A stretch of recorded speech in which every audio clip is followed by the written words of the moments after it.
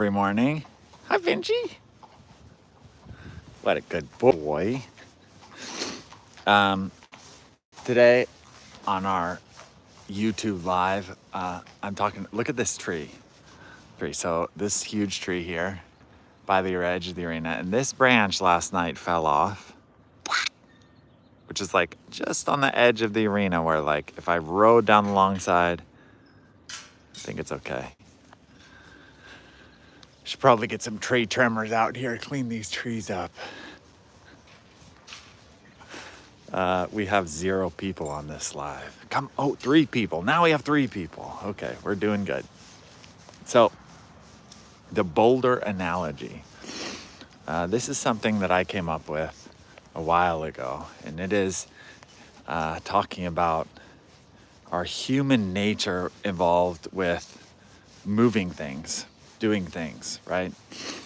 And it's really important with horsemanship because it's different with horses. It's different. Our natural way of being human shifts with horses because we're working with a mind, a thinking mind. Good morning, Paula. And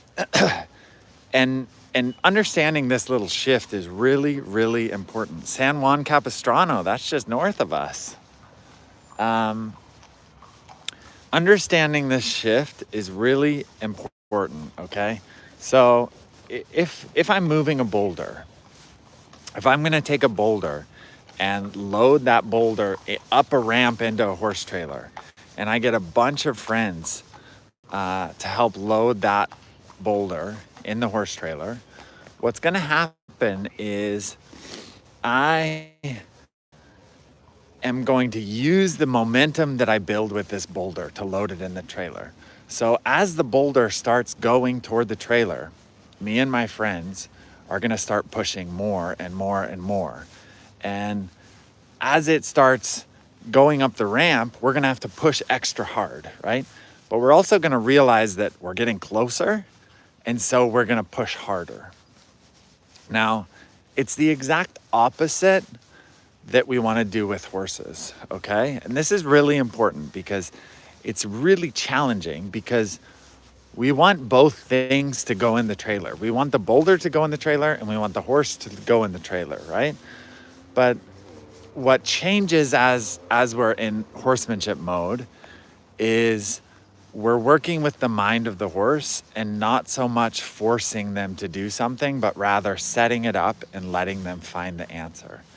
And so if we're trying to get them in the horse trailer, we need to take the pressure off as they're searching in the right direction, in the direction of the trailer. So as they start moving in that direction of the trailer, the pressure needs to come off. And it's interesting because it's actually quite difficult to execute in combination with our desire to get the horse in the trailer. To take the pressure off as they're seeking the right direction, getting in the trailer, going towards what we're asking for, is very difficult. Now take this analogy and apply it to the piaffe. And it's really important, right? Because we as humans, we want to support and help our horses. And this can cause trouble sometimes. This can have a discouraging effect. So if I'm trying to teach the piaffe and the horse starts doing it, and then I see that they start doing it, and then I want to be like, oh, it's so close, that I start using my body or pushing more with my body, it's not setting it up and letting them find it. It has a kind of discouraging effect on the horse. So how then, if we want our horse to do something, do we motivate more? And let's go back to the trailer analogy, okay? We're gonna try to build acceptance to the aids. And so what I wanna do here is I wanna have 2 ways that I can aid. I wanna be able to aid toward the trailer, and I also wanna be able to aid away from the trailer. This enables a scenario in which I can renew acceptance to the aids. So I can go toward the trailer a little bit and then set it up, little pressure, maybe pull on the lead rope. And then the horse comes forward and then I release, right? And then instead of just having one way that I'm aiding, forward, forward, toward the trailer, toward the trailer, toward the trailer, I might need to have two ways that I'm aiding, balanced between two aids. And so then I can say away from the trailer, away from the trailer, away from the trailer. And the responses to those questions can be positive. So I can say, go away from the trailer. Yes, they can do that. Go away from the trailer. Yes, they can do that. Come toward the trailer. Yes, they can do that. Come toward the trailer. Yes, they can do that. Maybe come toward the trailer with a sense of urgency. Can you come trotting towards the trailer? Yes, they can do that. Now I'm pretty close to the trailer. And so maybe instead of getting greedy and asking them to come toward the trailer, I can say, go away from the trailer again. So in that conversation, what I'm building is better acceptance to the aids. I'm gonna ask my horse to do something, they're gonna give me a positive response. I'm gonna ask my horse to do something, they're gonna give me a positive response. Okay, now let's take this back to the Piaffe scenario, okay?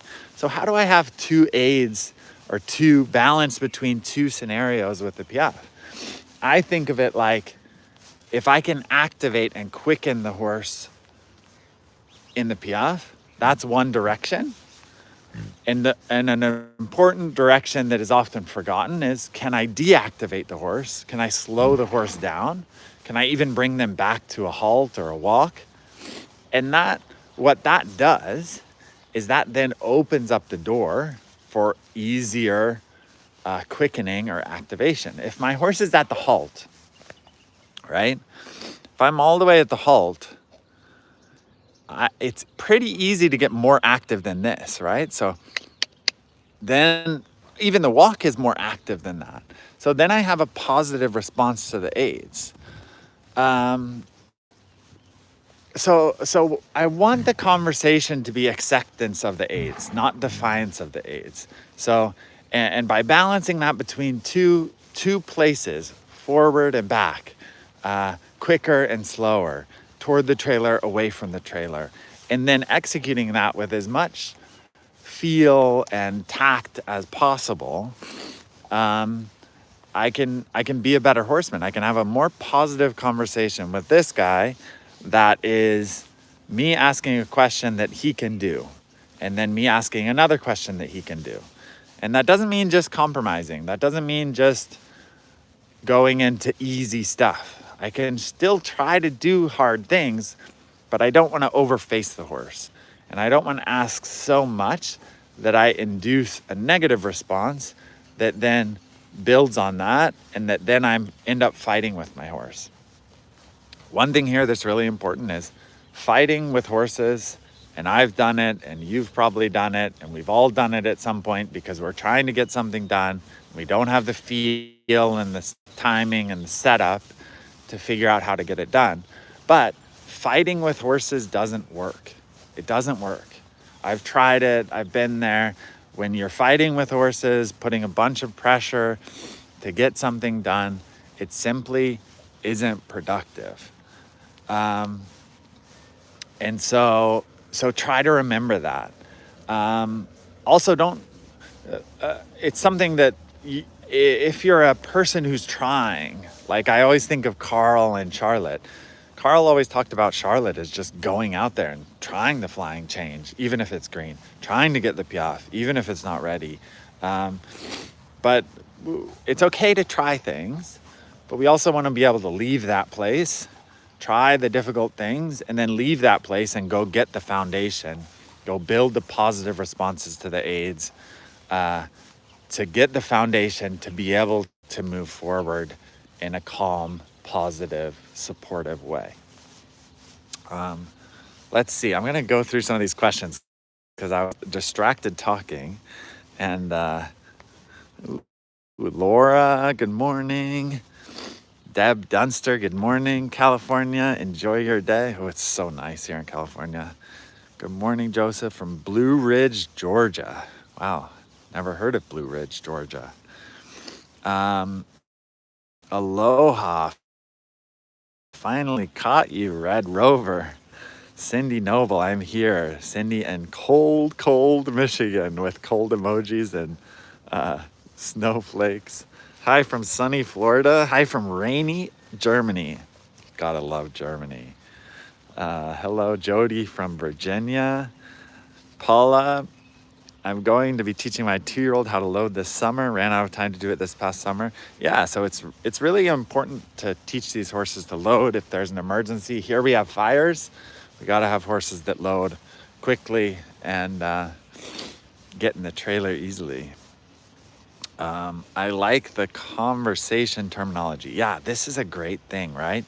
In our warm-up, we just start a conversation. We say, hey, can you do this? Can you bend? Can you go forward? Can you yield to the leg? And then try to get positive responsive to the leg. Also think about that, like acceptance to the aids versus defiance to the aids. Super important. Think about trying to build more and more acceptance to the aids and try to set things up the first time that you can get a better response to the leg. Greetings from Austria. Very cool, Austria. You are such an inspiration and a wonderful true horseman. Thank you, Leslie. Very nice. It's fun to see all your comments. So, love your content. Stretching boundaries without snapping the bond is an art. That's so true. If you don't push, if you don't try, if you don't make an effort to move forward, you won't train a Grand Prix horse. Like it's hard. But I always tell people you have to do everything with feel, and you have to do everything to try to make an effort to empathize with the horse, understand their perspective, and also approach it in a way that there's always another day. You know, don't let your ego get into this place where you have to win, where you have to win the battle, you have to win this day. Sometimes you have to lose this battle in order to win the war. Not that a war analogy is a good place to describe dressage, but it's really important. Sometimes it's hard with horses, and we have to know when to just try to approach things a different way. This is another way of thinking about it. Because we're all riders and we ride so much and we get narrow, right? We get approaching problems this way. If you're struggling with a horse, you gotta push your mind into a different place. Push it into approaching a problem from the side or from a totally different perspective than you've ever thought before. And think outside the box and try to figure out a different way in. Right, Finchy? All right, let's see what other comments. Good morning from Lafayette, California. Oh, cool, Victoria. Hello from Brazil. That's so cool. What kind of horses are you guys riding in Brazil? I don't know if you guys are on Spanish horses or let me know. I would love to know.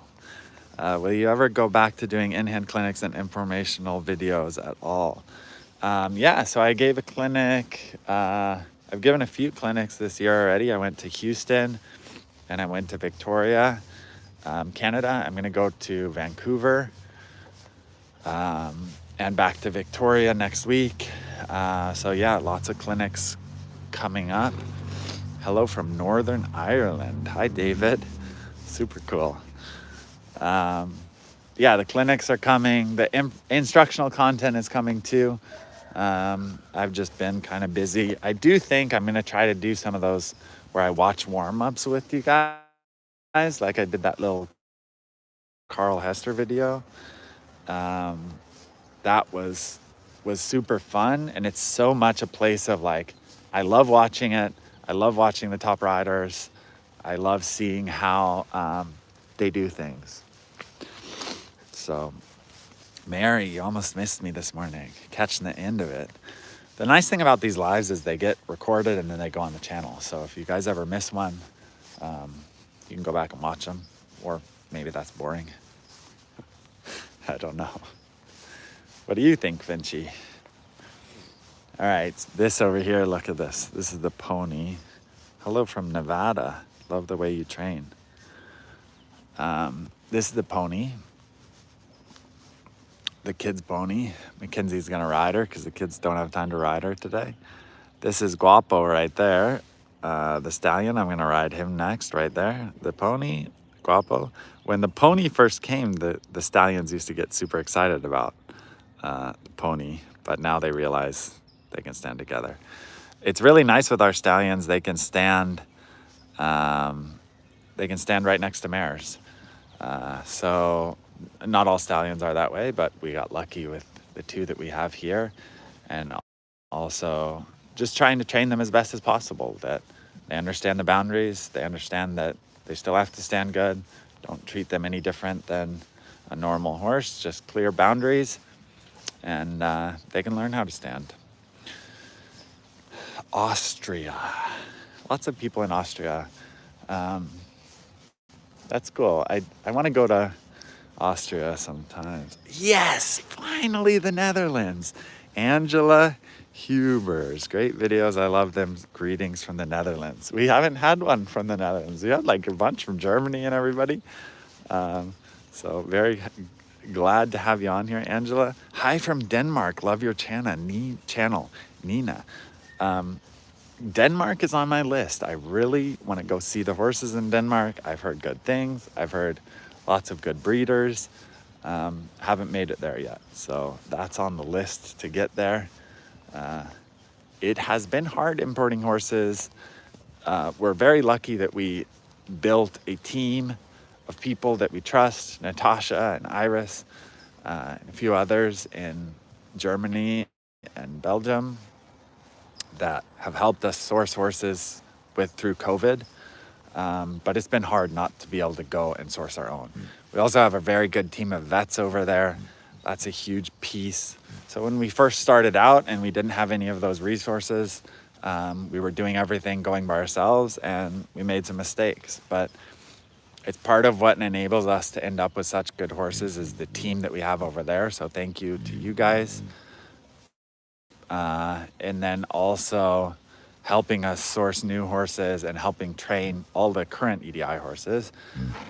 This year we bought 10 foals and also bred a few more. So that means there are a lot of home-raised EDI horses coming up. Not all homebred, but Simi Valley. Wow, I was there yesterday. Very cool. So yeah, we're going to continue to try to figure out how to source the best horses and get the best prices for you guys on those horses and really fill a barn with potential and really good quality and really good minds. Even if you're an amateur, you don't want to compete, you don't want to go to the Olympics, you still want a quality horse. I think it's really fun to sit on a horse that's just naturally talented, and it makes the dressage training really fun. Right, Fanchi? Ooh, I'm really zoomed in here. How do I get zoomed out?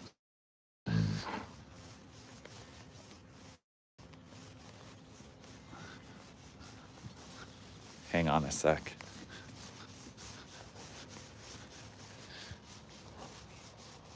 Okay, switch it around and then zoom out.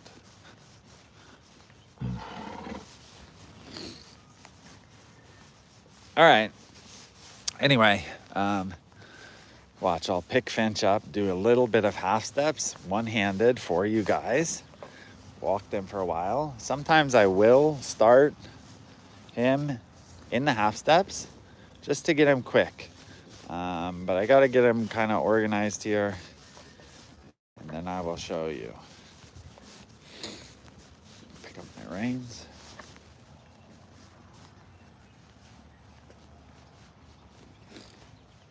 I saw, oh, it's still really zoomed in.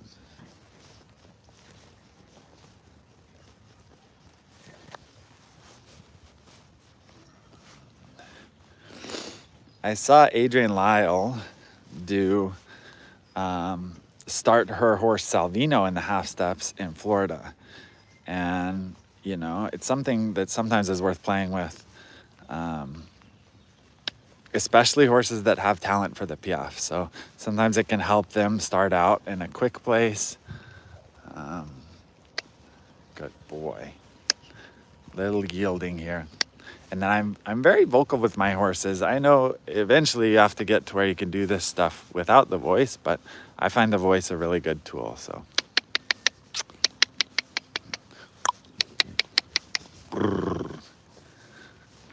hard to do one-handed. Keep moving the body around. Haunches away from the right leg. Haunches away from the right leg.